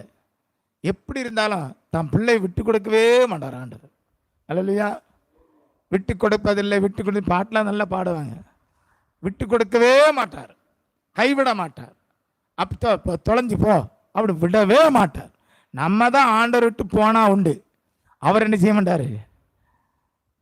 அவர் நம்மளை ஒரு நாளும் போ அப்படின்னு சொல்ல மாட்டார். அவனா போனா உண்டு. ஆண்டவர் அவ்வளவு எவ்வளவு இரக்கம் பண்ணுமோ அவ்வளோ இரக்கம் பண்ணுவார். இஸ்ரவேலருக்கு எத்தனை முறை பாவம் செய்கிறாங்க தெரியுமா? நியாயாதிபதி ஒன்றா எழுப்புறாரு. இந்த ஒரு நியாயாதிபதி இல்லை, கிதியோனை எழுப்புறாரு. இப்போ மீதியானின் கையில இருந்து கிதியோனை மூலமாக கர்த்தர் என்ன செய்கிறாரு? ரட்சிக்கிறாரு. அப்போ கிதியோன் எப்படிப்பட்டவன்? பெரிய பெரிய பலசாலியா? அவன் பயந்தாங்கொல்லின்னு சொல்லலாம். பயந்தாங்கொல்லி, ரொம்ப பயந்தான். அந்த மீதியானியருடைய நாட்களில் அவன் எப்படி இருந்தான் அப்படிங்கிறத இங்கே பார்க்கணுன்னா 11வது வசனத்துக்கு வாசிங்க பார்க்கலாம். அதற்கு பின்பு கர்த்தருடைய தூதரானவர் வந்து அபியேசியராகிய யோவாசின் ஊராகிய ஒப்ராவில் இருக்கும் ஒரு கர்வாலி மரத்தின் கீழ் உட்கார்ந்தார். அப்பொழுது அவனுடைய குமாரன் கிதியோன் கோதுமையை மீதியானியரின் கைக்கு தப்புவிக்கிறதுக்காக ஆலைக்கு சமீபமாய் அதை போரடித்தான். கர்த்தருடைய தூதனானவர் அவனுக்கு தரிசனமாகி, பராக்கிரமசாலியே, கர்த்தர் உன்னோடே இருக்கிறார் என்றார். இப்போ கர்த்தருடைய தூதனானவர்னா இயேசு கிறிஸ்து தான் டைரக்டா வர்றார். சரிதானா? இந்த பூமியில அவர் மாம்சத்தில் வெளிப்படுறதுக்கு முன்னாடி பழைய ஏற்பாட்டில் கர்த்தருடைய தூதனானவர்னு போட்டிருக்கா. அது இயேசு கிறிஸ்து. இயேசு கிறிஸ்து இப்போ இங்கே யாரை சந்திக்கிறாரு? கிதியோனை சந்திக்கிறாரு. அவனை பார்த்து பேசுறதுக்கு கர்வாலி மரத்தின் கீழ் உட்கார்ந்தார். ஒரு மரத்தடியில் உட்கார்ந்துருக்காரு பாருங்க. நமக்கெல்லாம் அப்படி ஒரு வாய்ப்பு கிடைக்காம போச்சு. நமக்கு அப்படி கிடைச்சிருந்தா நல்லா இருந்திருக்குமா? அவன் எப்படிப்பட்ட சூழ்நிலையில் இருந்தா பாருங்க, அதான் முக்கியம். அவன் அந்த ஆலைக்கு சமீபமாக கோதுமையை போரடிக்க ஏன் திடீர்னு மீதியானவர் வரோம் நம்மளை க்ளோஸ் பண்ணிவிடான், பயந்து போயிருக்கான். அந்த நேரத்தில் கர்த்தர் தூதனான என்ன சொல்றாரு? பராக்கிரமசாலியை, கர்த்தர் உன்னோட இருக்கிறார், உன்னோட இருக்கிறார் இப்படி சொல்லி அவன்கிட்ட பேசுறாரு. உடனே அவன் என்ன சொன்னான்? ஆமாமா, கர்த்தர் எங்கிட்ட இருந்தால் இதெல்லாம் நடக்குமா என்ன? இப்படிலாம் நடந்துகிட்டு இருக்கே. கர்த்தர் இந்த வசனத்தை வாசி, 13வது வசனத்தை வாசிங்க. அப்பொழுது கிதியோன் அவரை நோக்கி, என் ஆண்டவனே, கர்த்தர் எங்களோட இருந்தால் இவையெல்லாம் எங்களுக்கு நேரிடுவானேன்? கர்த்தர் எங்களை எகிப்திலிருந்து கொண்டு வரவில்லையா என்று எங்கள் பிதாக்கள் எங்களுக்கு விவரித்து சொன்ன அவருடைய அற்புதங்கள் எல்லாம் எங்கே? இப்பொழுது கர்த்தர் எங்களை கைவிட்டு மீதியானியர் கையில் எங்களை ஒப்பு கொடுத்தாரே என்றான். அவனே சொல்லிட்டான், எங்களுக்கு மீதியானியர் கையில என்ன செஞ்சாரு? ஒப்பு கொடுத்துட்டாரு. அதனால கோதுமையை நாங்கள் சாப்பிட முடியல, அறுத்துட்டு ஓடிடுறான், ஆடு மாடை கொண்டு போயிடுறான், இதெல்லாம் நடக்கு. அந்த நாட்களில் எகிப்தில் நடந்த அற்புதங்கள்லாம் இப்போ எங்கே? இது ரொம்ப ஆண்டுக்குள்ள இஸ்ரவேல் ஜனங்கள்லாம் ரொம்ப பயந்து நடந்த மாதிரி பேசுகிறான். புரியுதா உங்களுக்கு? அன்னைக்கு இருந்தவங்களும் அப்படிதான், இன்னைக்கு இருந்தவங்க அப்படிதான். ஏன் இப்படி நடக்கு? ஏன் இப்படி நடக்கு? நம்ம கொஸ்டின் அப்படி தான் வரும். இவன் இதுன்னு சொல்கிறான், கர்த்தர் எண்டை இருந்தால் அப்படிலாம் நடக்குமா? ஐயா என்ன சொல்றியே? மீதியானின் கைக்கு எங்களை ஒப்பு கொடுத்தாரே அப்படி சொல்றான். இல்லை இல்லப்பா, ஆண்டவர் 14வது வசனத்தை வாசிங்க. அப்பொழுது கர்த்தர் அவனை நோக்கி பார்த்து, உனக்கு இருக்கிற இந்த பலத்தோடே போ, நீ இஸ்ரவேலை மீதியானியரின் கைக்கு நீங்களாக்கி ரட்சிப்பாய், உன்னை அனுப்புகிறவர் நான் அல்லவா என்றார். அதில் ரொம்ப பயந்த ஒரு மனுஷனை அனுப்புறாரு. அவன் அந்த மீதியானுக்கு விரோதமா அப்படி யுத்தத்தை நடப்பிக்கணும்னு சொல்லி கிதியோனை எழுப்பி அனுப்புறாரு. அனுப்பும்போது இஸ்ரவேல் ஜனங்களிடத்திலிருந்து செலக்ட் பண்ணணும். சரிதானா? அப்படி செலக்ட் பண்ணா எத்தனை பேர் வர்றாங்க? ஏகப்பட்ட பேர் வந்துடுறாங்க. பாருங்க 7வது அதிகாரத்துக்கு வாங்க. சீக்கிரமத்தில் வார்த்தை சொல்லுவோம்.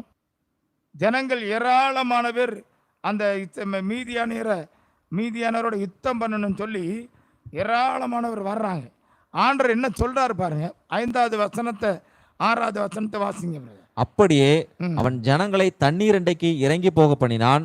அப்பொழுது கர்த்தர் கிதியோனை நோக்கி, தண்ணீரை ஒரு நாய் நக்கும் பிரகாரமாக அதை தன் நாவினாலே நக்குகிறவன் எவனோ அவனே தனியையும், குடிக்கிறதற்கு முழங்கால் ஊன்றி குனிகிறவன் எவனோ அவனை தனியையும் நிறுத்து என்றார். தங்கள் கையால் அள்ளி தங்கள் வாய்க்கெடுத்து நக்கி கொண்டவர்களின் லக்கம் 300 பேர். மற்ற ஜனங்கள் எல்லாம் தண்ணீர் குடிக்கிறதற்கு முழங்கால் ஊன்றி குனிந்தார்கள். அப்பொழுது கர்த்தர் கிதியோனை நோக்கி, நக்கி குடித்த அந்த 300 பேராலே நான் உங்களை ரட்சித்து மீதியானியரை உங்கள் கையில் ஒப்பு கொடுப்பேன். மற்ற ஜனங்கள் எல்லாரும் தங்கள் தங்கள் இடத்திற்கு போக கடவர்கள் என்றார். அப்போ ஜனங்களிடத்துல யுத்தம் பண்ணணும்னு மீதி யார் சொல்றா? கிதியோன் சொல்றான். உடனே இஸ்ரவேல் ஜனங்கள் மீதியானியரை அடிக்கணும் புறப்படுறாங்க. கிட்டத்தட்ட 22,000 பேர் வர்றாங்க. உடனே இப்பெல்லாம் இவ்வளோ பேர் வர வேண்டாம், பயம் இருக்கிறவெல்லாம் போ அப்படிங்கிறான். உடனே 10,000 பேர் இருக்காங்க. 10,000 பேர் வைங்களா, 10,000 பேர். முதல்ல 22,000, இப்போ 12,000 போயிட்டு 10,000 பேர் இருக்காங்க. ஆண்டவர் சொல்றாரு, இவ்வளோ பேரை வச்சு தான் என்ன செய்ய முடியாது, யுத்தம் பண்ண முடியாது. தண்ணீர் கொண்டு வா, அங்கே தண்ணி எப்படி குடிப்பான்னு பார்க்குங்கிறார். ஆண்டவர் டெஸ்ட் பண்ணுறது எப்படி பண்ணுறாரு பார்த்தீங்களா? எல்லாம் ரொம்ப த்ரில்லிங்காக இருக்கும். அப்போ 2 விதமாக குடிப்பான். ஒருத்தன் நின்றுட்டே தண்ணி என்ன செய்வான், எடுத்து அப்படி நக்குவான்.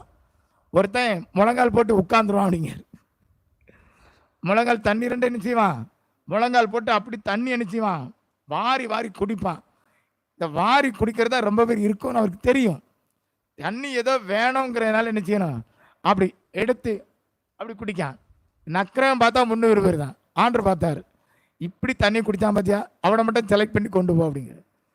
நம்ம ஆண்டவர் எப்போதுமே ரொம்ப தங்களுடைய வாழ்க்கை குறித்து கவலைப்படுறதுங்களை கொஞ்சம் யோசிப்பார். அல்லேலூயா. ஆண்டவர் யுத்தம் பண்ணும்படி அனுப்புறாரு. அனுப்பும்போது தண்ணி தான் எடுக்க தண்ணிலாம் குடிங்க அப்படிங்கிறான். அப்படி குடிக்கும்போது சிலவன் பார்க்க யுத்தம் தான் முக்கியம், என்ன செய்யணும், யுத்தம் பண்ணணும். நின்றுக்கிட்டே என்ன செய்யறான், தண்ணியை அப்படி எடுத்து நக்கிறான். தண்ணி குடிக்க முடியுமா? ஆனால் சில பேர் பார்த்தான், தண்ணி தானே குடிக்கணும், நல்லா குடிக்கணும், வயிறார குடிப்போம். அந்த நதி பக்கத்தில் முழங்கால் போட்டு எடுத்து நிற்கிறான். அள்ளி இப்படிதான் போட்டிருக்கு, அப்படிதான் போட்டிருக்கு. 6வது வசனம் பாருங்க. தங்கள் கையால் அள்ளி தங்கள் வாய்க்கு எடுத்து நக்கி கொண்டவர்கள் 300 பேர். மற்ற ஜனங்கள் எல்லாம் தண்ணீர் குடிக்கிறதுக்கு முழங்கால் ஊன்றி குடிந்தார்கள். முழங்கால் போட்டான், ஜோம்னா ஆரம்பிச்சான். என்ன செய்யிட்டான், நதி பக்கத்தில் முழங்கால் போட்டு தண்ணி கிடைச்சதை நல்லா குடிப்போன்னு ஆண்டர் பார்த்தார். இவங்கெல்லாம் வீட்டுக்கு போகணும். வீட்டுக்கு அனுப்பிட்டு 300 பேரை வச்சு அனுப்புகிறான். 300 பேரை போவான். அப்படி போகும்போது ஒரு சொப்பனை ஒருத்தையும் பார்க்குறான். கிதியோனுக்கு வந்து சொல்கிறான் பாருங்க. 13வது வசனத்தை வாசிங்க. கிதியோன் வந்தபோது ஒருவன் மற்றொருவனுக்கு ஒரு சொப்பனத்தை சொன்னான். அதாவது, இதோ ஒரு சொப்பனத்தை கண்டேன். கட்டியிருந்த ஒரு வார்கோதுமை அப்பம் மீதியானியரின் பாளையத்திற்கு உருண்டு வந்தது. அது கூடாரம் மட்டும் வந்தபோது அதை விழத்தள்ளி கவிழ்த்து போட்டது. கூடாரம் விழுந்து கிடந்தது என்றான். பாத்தீங்களா? இப்போ இந்த எதிரியின் பாளையத்துல வந்தாச்சு. அங்க படுத்திருக்கிறத பார்த்தா நம்மளால யுத்தம் பண்ண முடியாதுங்கிற நினைவு தான் வரும். புரியுதா? ஆண்டவர் ஒருத்தனுக்கு சொப்பனம் காட்டுறாரு. கிதியோனுக்கு காட்டல. ஒருத்தன் சொப்பனம் பார்க்க ஒருத்தன் சொல்றான், ஏப்பா ஒரு அப்பம், அது என்ன சொல்லலாம், ஒரு சப்பாத்தி சொல்லலாம், ஒரு பரோட்டா சொல்லலாம், சரிதானே? அந்த ஒரு நல்ல சுட்ட ஒரு கோதுமை அப்பம் அது உருண்டு வந்து மீதியானியோட கூடாரத்தில் போய் இடிச்சுட்டான். யோசிச்சு பாருங்க. யாருடைய கூடாரம்? மீதியானி. அவன் பயங்கரமான ஆளு. நீ இதெல்லாம் வாசிக்கணும்னா ரொம்ப நேரம் ஆகும், அதனால தான் நான் வாசிக்க சொல்லலை. அது எதில் இருக்கு? அந்த பார்த்தீங்கன்னா 12வது வசனத்தில் இருக்கு. 12வது வசனம். இந்த 12வது வசனம் மட்டும் வாசிங்க. மீதியானியரும் ம். அமலேக்கியரும் அமலேக்கியரும் சகல கிழக்கத்தி புத்திரரும் கிழக்கத்தி புத்திரரும் வெட்டு கிளிகளைப் போல ஆ, திரளாய் பள்ளத்தாக்கிலே படுத்து கிடந்தார்கள் பள்ளத்தாக்கிலே படுத்து கிடந்தார்கள். அவர்களுடைய ஒட்டகங்களுக்கும் கணக்கில்லை. ஆ, கடற்கரை மணலை போல திரளாய் இருந்தது. கடற்கரை மணலை போல அமலேக்கியர், கிழக்கத்திய புத்திரன்னா இவன் தான், மீதியானியர் தான். வெட்டுக்கிளிகளைப் போல திரளாய் படுத்திருந்தார்கள். அப்பா, இங்க போறது யாரு? கிதியோனோட 300 பேர். தொப்பனம் பார்க்க எப்படி பார்க்கறான்? ஒரு கோதுமை அப்பம், அது உருண்டு போய் அவன் கூடாரத்தை முட்டினோடனே கூடாரம் க்ளோஸ். யுத்தம் பார்த்தீங்களா? யுத்தம் பண்றது யாரு? கர்த்தர். அப்படித்தான் ஆண்டவர் இன்றைக்கும் நம்முடைய ஜனத்திற்கு அவர் விடுதலையை சிலுவையில் சம்பாதித்து வைத்து விட்டார். தன்னையே ஜீவ அப்பமாக நமக்கு கொடுத்து விட்டார். ஜீவ அப்பம் நானே. அல்லேலூயா. என்னுடைய அப்பம் என்ன? என் மாம்சத்தையும் இரத்தத்தையும் நான் கொடுத்தேனே, அதுதான் அப்பம். அல்லேலூயா. யோவான் 8வது அதிகாரத்தை பாருங்க. யோவான் 6வது அதிகாரம். யோவான் 6வது அதிகாரம் 48 49 வாசிங்க பிரதர். ஜீவ அப்பம் நானே. உங்கள் பிதாக்கள் வனாந்திரத்திலே மன்னாவை புசித்திருந்தும் மரித்தார்கள். இதிலே புசிக்கிறவன் மறியாமல் இருக்கும்படி வானத்திலிருந்து இறங்கின அப்பம் இதுவே. 51 வாசிங்க. நானே வானத்திலிருந்து இறங்கின ஜீவாப்பம். இந்த அப்பத்தை புசிக்கிறவன் என்றென்றைக்கும் பிழைப்பான். நான் கொடுக்கும் அப்பம் உலகத்தின் ஜீவனுக்காக நான் கொடுக்கும் என் மாம்சமே என்றார். இதுல நான் கொடுக்கும் அப்பம் என்னது? இந்த உலகத்தின் ஜீவனுக்காக நான் கொடுக்கும் என் மாம்சமே. என் மாம்சத்தை சிலுவையில் அடிக்க ஒப்பு கொடுக்கிறேன், ரத்தம் சிந்தும்படி ஒப்பு கொடுக்கிறேன். நான் தான் வானத்திலிருந்து இறங்கி வந்தேன். என் மக்களுடைய ஜீவனுக்கு நான் கொடுக்கிற என் மாம்சம், என் மக்களுடைய ஜீவன் பாதுகாக்கப்பட விடுவிக்கப்பட என் மாம்சத்தையே நான் அப்பமா கொடுக்கிறேன். அல்லேலூயா. அவர் நமக்காய் ஜீவன் தந்து அளித்தனரே இந்த மீட்பு கண்களினால் காண்கின்றேனே. இன்ப காணான் தேசமதை கண்களினால் காண்கின்றேனே. இன்ப காணான் தேசமதை திருக்கரத்தால் தாங்கி என்னை திருச்சித்தம்போல் நடத்திடுமே. குயவன் கையில் களிமண்ணான் அனுதினம் நீர் வளைந்திடுமே. குயவன் கையில் களிமண்ணான் அனுதினம் நீர் வளைந்திடுமே.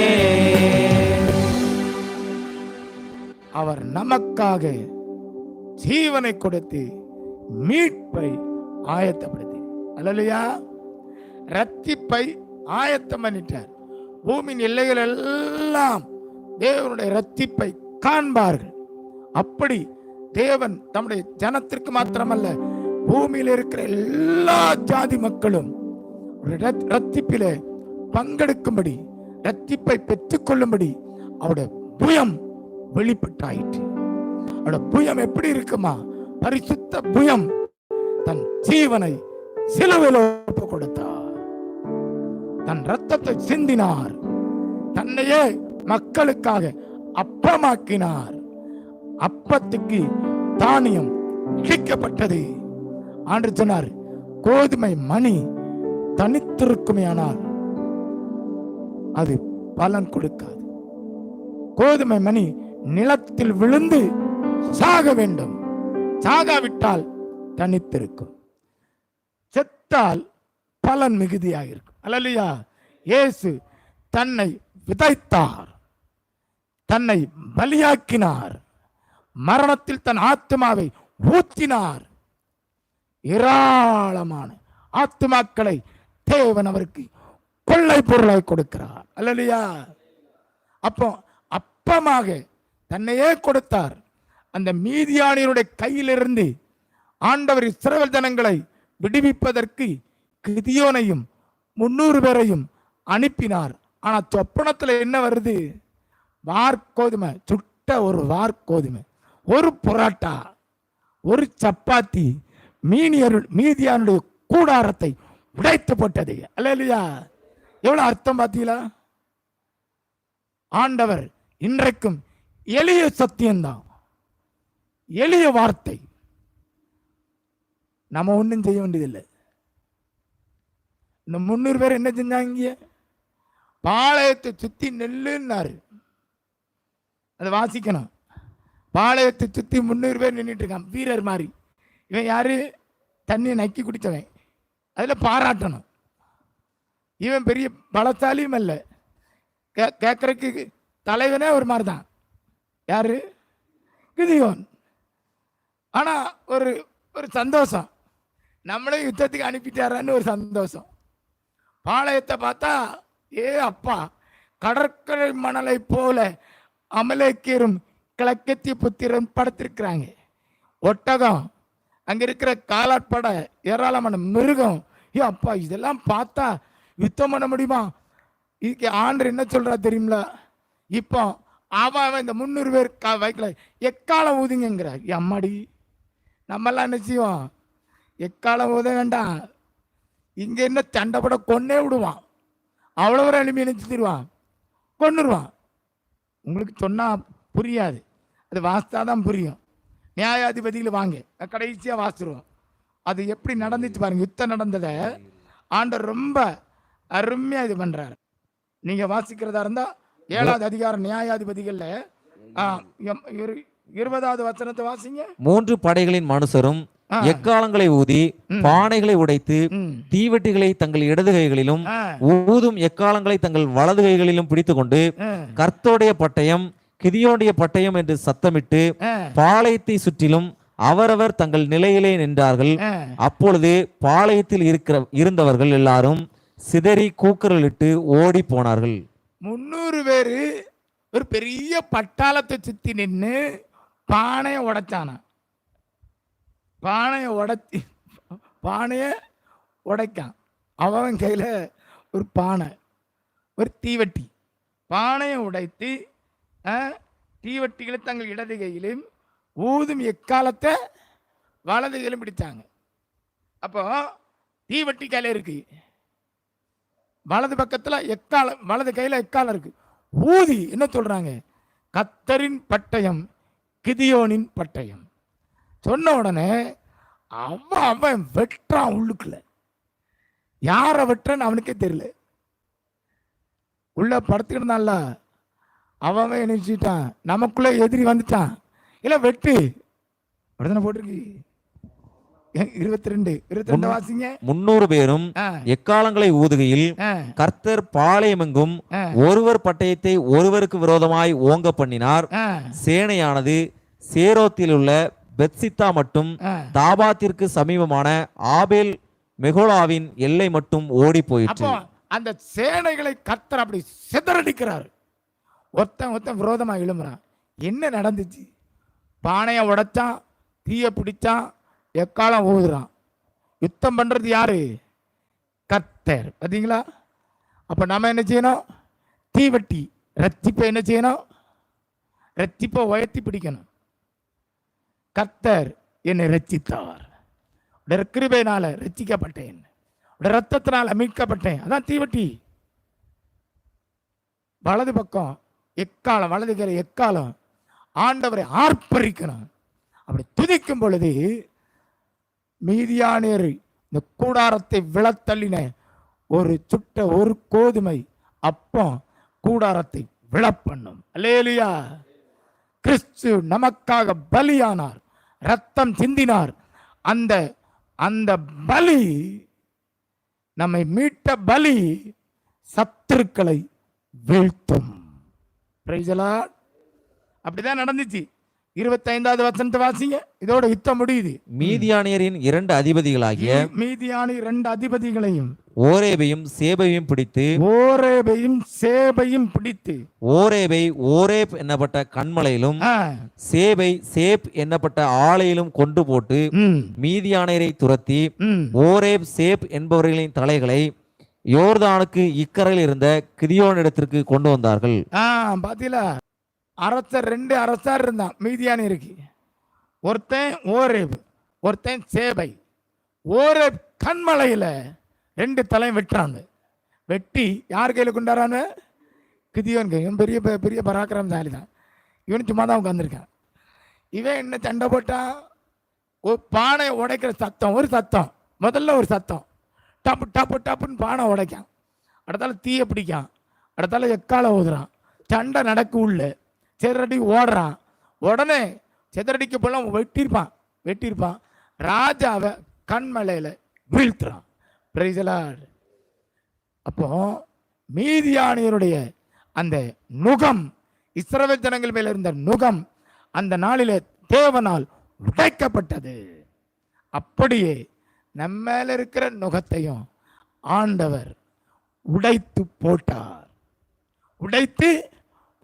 நமக்காக அவர் பலியானார். நமக்காக அவர் இடிக்கப்பட்டார், அப்பமாக்கப்பட்டார். அந்த அப்பத்தை நாம் புசித்து அந்த மூலமாய் பெற்றிருக்கிற ரட்சிப்பை நாம் உயர்த்த வேண்டும், ஆர்ப்பரிக்க வேண்டும். அங்க ஆண்டவர் எனக்கு சொல்ல வார்த்தை என்ன தெரியுமா? ஆர்ப்பரிக்கணும், துதிக்கணும், கெம்பீரித்து பாடணும். எதை பாடணும்? ஆண்டவருடைய நாமத்தை பாடணும். அவருடைய ஜனத்துக்கு கர்த்தர் நல்லவராகத்தான் இருப்பார். அல்லேலூயா. அவர் நன்மை செய்வார், அடைக்கலம் கொடுப்பார், உயர்த்துவார். அவரை நாம் சார்ந்து கொள்ள வேண்டும். நம்மை அல்ல, கர்த்தரை. கர்த்தர் நமக்காக உண்டு பண்ணி இருக்கிற ரட்சிப்பை நாம் சார்ந்து கொள்ள வேண்டும். இதுல கர்த்தரின் பட்டயம் கிதியோனின் பட்டயம். கிதியோன் என்னத்தை அரவணைத்து தட்டினா? கர்த்தரே யுத்தம் பண்ணார் அந்நாளிலே. அதை திருப்பி வாசிங்க. ஏசாயா தீர்க்க தரிசன புத்தகம் மீண்டும் வாங்க. 10வது அதிகாரம் 26 27 வாசிங்க. 817வது பக்கம். ஓரேப் கண்மலை அண்டையிலே மீதியானியர் வெட்டுண்டது போல சேனைகளின் கர்த்தர் அவன் மேல் ஒரு சவுக்கை எழும்பி வர பண்ணி எகிப்திலே தமது கோலை கடலின் மேல் ஓங்கினது போல் அதை அவன் மேல் ஓங்குவார். யார் மேல ஓங்குவார்? அசீரியன் மேல. கரெக்டா? ஆமா, அசீரியன் ஓங்குவார். அந்நாளிலே உன் தோளினின்று அவன் சுமையும் உன் கழுத்தினின்று அவன் நுகமும் நீக்கப்படும். அபிஷேகத்தினால் நுகம் முறிந்து போம். தேவனால் அந்த நுகம் உடைக்கப்பட்டது. கர்த்தரே நம்ம மேல இருந்த நுகத்தை சிலுவையில உடைச்சிட்டாரு. We have to sing and celebrate his name. ஆண்டவருடைய நாமத்தை நாம் கொண்டாட வேண்டும். தம்முடைய ஜனத்திற்கு கொண்டாட்டமாக ஆண்டவர் ஒரு கொம்பை ஏற்படுத்தினார். கொம்பு வலிமை. The gospel has its power. சுவிசேஷம் வல்லமை உள்ளது. இனி வரும் காலம் சுவிசேஷத்தின் மகிமையை இந்த தேசம் காண வேண்டும். அல்லேலூயா. அதற்கு தான் உங்களே நம்மளே வச்சிருக்காரு. களத்தில் உள்ள கட்டை அவிழ்க்கிறதுக்கு புதன்கிழமை ஒரு உபவாச கூட்டம் நடக்கும். அப்போ வாங்க, உங்கள் வீட்டில் உள்ள அத்தனை கட்டையும் கர்த்தரோட கிருபையினால் உடைச்சிருவேன் அப்படி நான் சொல்லிட்டேன். நீங்கள் நான் உங்களுக்கு ஒன்றும் நடக்காது. ரொம்ப இடத்துல உபவாச கூட்டம் நடக்கு. என்ன உபவாச கூட்டம்? இங்கே பிசாசு கட்டு, பில்லிச்சுனிய கட்டு, அந்த கட்டு, இந்த கட்டு, எல்லா கட்டையும் உடைச்சிரும் அப்படிங்கிறாரு. எங்க பாண்டிச்சேரியில் காரைக்கால் அதில் ஒரு பெரிய வீட்டில், அந்த வீட்டில் சரியான போராட்டம். பாஸ்டர் சொல்கிறாராம், அந்த அக்கா சொல்கிறாங்க, பிரதர் நீங்கள் வித்தியாசமாக பேசுகிறீங்க. ஆனால் பாஸ்டர் என்ன சொல்கிறா தெரியுமா? இந்த பாஸ்டர் இருக்கார்ல, இவரால் தான் உன் கட்டு உடையும் அப்படின்னாராம். என்ன செய்வார்? இவன் தான் இந்த கட்டை உடைப்பான் அப்படின்னாராம். என்ன பிரதர், எங்கள் வீட்டில் சும்மாவே நைட்டு 12லேருந்து காலையில் 3 மணி 4 மணி வரைக்கும் விசிட் பண்ணுறான் ஒருத்தன். அவன் காத்தட்டை போட்டுட்டு ஒரு நாங்கள் நடந்து வரான்.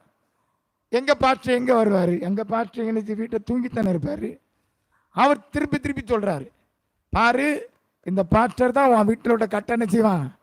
உடைப்பான். இன்ன வரைக்கும் உடைச்சி பார்க்காரு, உடையவே மண்டைக்கு பிரதர். உடையாது, பாஸ்டரால் உடையாது, கிதியோனால் உடையாது, 300 மக்களாலோ சபையார் கூடி ஜோமனம்மா. கர்த்தர் எல்லாம் செஞ்சு முடிச்சிட்டார். அல்லேலூயா.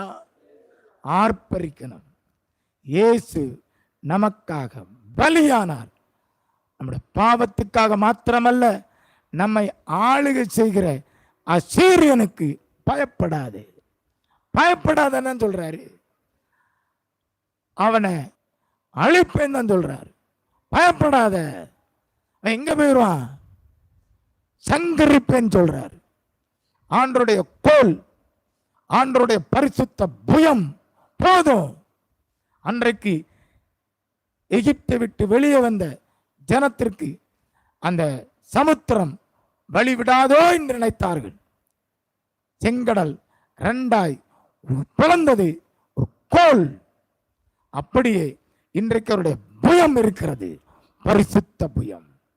அல்லேலூயா. அவருடைய ஜனத்திற்கு ஆண்டவர் வெளிப்படுத்துவார். எப்பதை காண்பிப்பார் என்றால், நாம் ஆர்ப்பரிக்கணும், பானையை உடைக்கணும். அல்லேலூயா. அப்படி ஒன்று செய்யலாம். பானை என்ன செய்யலாம்? எல்லார் கையில் ஒரு பானையை கொடுத்து மெழுத்திரி பிடிச்சி தீவட்டிக்கு பயில என்ன செய்யலாம்?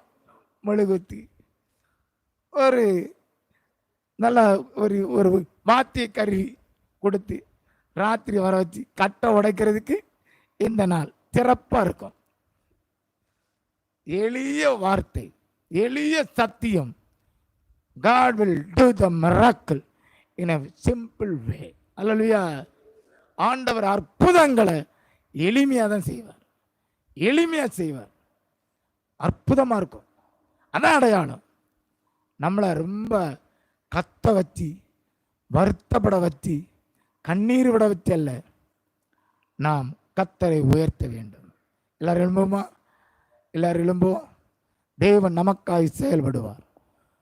உன் கழுத்தில் உள்ள கட்டுகள் தேவனாலே உடைக்கப்படும். அந்நியனுடைய நுகம் அவராலே உடைக்கப்படும். ஹல்லேலூயா.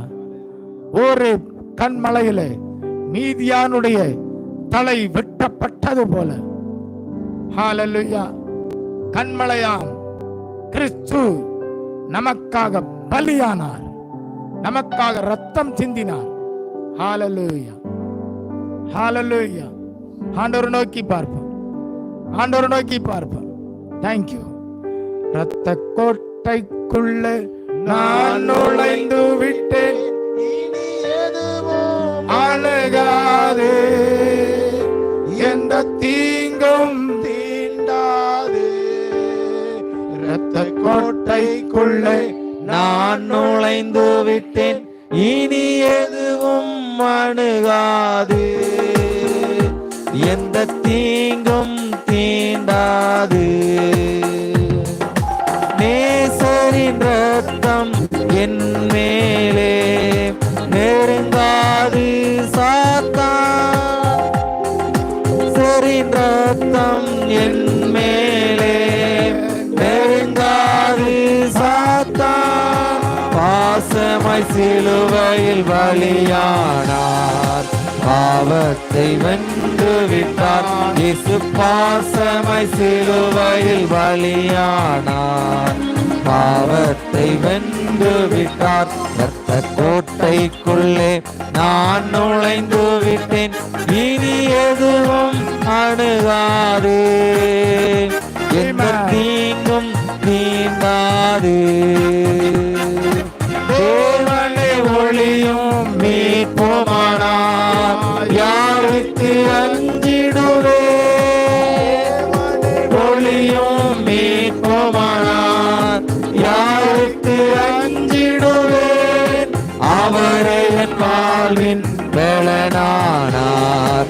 யாருக்கு பயப்படுவேன்? அவரே என் வாழ்வின் பலனானார். யாருக்கு பயப்படுவேன்? ரத்த கோட்டைக்குள்ளே நான் நுழைந்து விட்டேன், இனி எதுவும் அணுகாது, எந்த தீங்கும் தீண்டாது. ரத்த கோட்டைக்குள்ளே நான் நுழைந்து விட்டேன், இனி எதுவும் அணுகாது, எந்த தீங்கும் தீண்டாது. ஆண்டவரிடத்தில் ஆண்டவரே, உம்முடைய ரத்த கோட்டைக்குள் என்னை மறைத்துக் கொள்ளும், உம்முடைய ரத்தத்துக்குள் என்னை மறைத்துக் கொள்ளும். கல்வாரி சிலுவையில என் பாவத்திற்காக, என் அக்கிரமத்திற்காக நீ ரத்தம் சிந்தினீரே, அதை நான் மறைவிடமாக்கிக் கொள்ளுகிறேன், அவைகளால் நான் மறைந்து கொள்ளுகிறேன். ஓ வண்டர்ஃபுல் ஜீசஸ், அவருடைய ரத்தத்துக்குள் என்னை மறைத்துக் கொள்ளும் என்று சொல்லும் பொழுது அவரே நமக்காக யுத்தம் பண்ணுவார், நமக்காக அவர் ஒளியாய் மாறுவார், நமக்கு அவர் பலனாய் இருப்பார். நம்முடைய வாழ்க்கைக்கே பலன் அவர்தான், நம்முடைய வாழ்க்கைக்கே பலன் அவர்தான். ஹalleluya, ஹalleluya, ஹalleluya. சப்பனா சப்பனா தூபா கசிக்க பகத்தனா நாச்சுடா சங்க பகத்தனா. ஓ வண்டர்ஃபுல் ஜீசஸ். நன்றி பிதாவே, நன்றி பிதாவே, நன்றி ஆண்டவரே. தேவனுடைய புயம் உங்களுக்கு செயல்படும், பரிசுத்த புயம் வெளிப்படும். கர்த்தருடைய நாமத்தை ஆர்ப்பரிப்போம், ரத்தத்தை குறித்து மேன்மை பாராட்டுவோம். ஹalleluya, ஹalleluya ஜீசஸ், ஹalleluya, ஹalleluya. நன்றி ஆண்டவரே. தேவனுடைய கிருபை இன்றைக்கு இறங்கி கொண்டிருக்கிறது. உங்கள் சிந்தனை மண்டலங்களிலே காணப்படுகிற சில தடைகள், சாத்தானுடைய கிரியைகள் இன்றைக்கு அழிக்கப்படுகிறது, அவிசுவாசங்கள் நீக்கப்படுகிறது. ஜீசஸ், ஹalleluya, ஹalleluya. இன்னும் உம்மை அறியணுமே, இன்னும் உம்மை அறியணுமே, இன்னும் கிட்டி சேரணுமே, இன்னும் கிட்டி சேரணுமே. பிரசன்னம் பிரசன்னம் தேவ பிரசன்னம் பிரசன்னம் பிரசன்னம் தேவ பிரசன்னம். உலகமெல்லாம் மாயையா, உலகமெல்லாம் மாயையா, உம் அன்பு ஒன்றே போதுமையா, உம் அன்பு ஒன்றே போதுமையா. பிரசன்னம் பிரசன்னம் தேவ பிரசன்னம் பிரசன்னம் பிரசன்னம் தேவ பிரசன்னம். ஹalleluya, ஹalleluya. தேவனுடைய பலனும் அவருடைய கிருபையும் அளிக்கப்படுகிறது. அவனுடைய நுகத்தை கர்த்தர் மிக சுலபமாய் உங்கள் தோளிலிருந்து நீக்கி போடுவார். அபிஷேகத்தினால நுகம் முறிந்து போகும் என்று சொல்லப்பட்டிருக்கிறது. தேவனுடைய வல்லமை அந்த நுகத்தை உடைத்து போடும். பயப்படாதே, அசீரியனுக்கு பயப்படாத, ஆண்டவர் அவனை சங்கரிப்பார் என்று சொல்லுகிறார். அழித்து போடுவார். கம்பீரித்து பாடுங்கள். எருசலேமில் உள்ளவர்களே, கம்பீரித்து பாடுங்கள். உன்னை பாழாக்கினவன் உன்னை விட்டு தூரமாய் ஓடி போவான். ஹபானா சபாலா ரீபானா சபாலா ரீபானா சபாலா. என்னாலும் இப்படி அல்ல. ஹபானா சகலா ஓ ரிபாலா சங்கலா. வல்லமையான ஊழியக்காரர் அல்ல, சுட்ட ஒரு வார்கோதுமை அப்பம் மீதியாண்ட கூடாரத்தை விழப்பண்ணிற்று. இதான் சொப்பனம், இதான் நடக்கிற தரிசனம். கிறிஸ்து நமக்காய் பலியானார். நமக்காக அப்பமாக்கப்பட்டார். அந்த ஜீவ அப்பத்தை நாம் புசிப்போம் என்றால், அதையே நாம் நம்பி வாழுவோம் என்றால், நாம் பிழைத்திருப்பது மாத்திரமல்ல, ஜெயிப்போம், ஜெயிப்போம். நம்முடைய கொம்பு உயரும். நல்ல பிதாவே, இந்த நாளுக்காக நாங்கள் உமக்கு நன்றி செலுத்துகிறோம். அந்நாளிலே அவன் தோளின் மேல் இருக்கிற நுகம் நீக்கப்படும் என்று சொன்னீரே, நுகம் முறிந்து போகும் என்று சொன்னீரே. கழுத்தில் உள்ள கட்டுகளை அவிழ்த்து விடுவதற்கு நாங்கள் உம்மை பாட கிருபை தாரும், உம்மை அண்டிக் கொள்ள கிருபை தாரும், உம்மை பற்றிக் கொள்ள கிருபை தாரும், உம்மையே நம்பி வாழ கிருபை தாரும். தொடர்ந்து எங்களோடு நீ பேசி எங்களை வழி நடத்தும். அந்த ஒவ்வொருவர் மீதும் பிரசன்னம் உண்டாகட்டும். ஆசீர்வதி. நீ இயேசுவின் மூலம் ஜெபிக்கிறோம் நல்ல பிதாவே. என் ஆத்மாவே கர்த்தரை தோத்திரி, என் முழு உள்ளமே என் ஆத்மாவே கர்த்தரை தோத்திரி, கர்த்தர் செய்த சகலம் மறாதே. ஆமென். நம்முடைய கர்த்தராகிய இயேசு கிறிஸ்துவின் கிருபையும் தேவனுடைய அன்பும் பரிசுத்தாவினுடைய ஐக்கியமும் நம் அனைவரோடும் கூட என்றென்றைக்கு இருப்பதாக. ஆமென். அல்லேலூயா, அல்லேலூயா.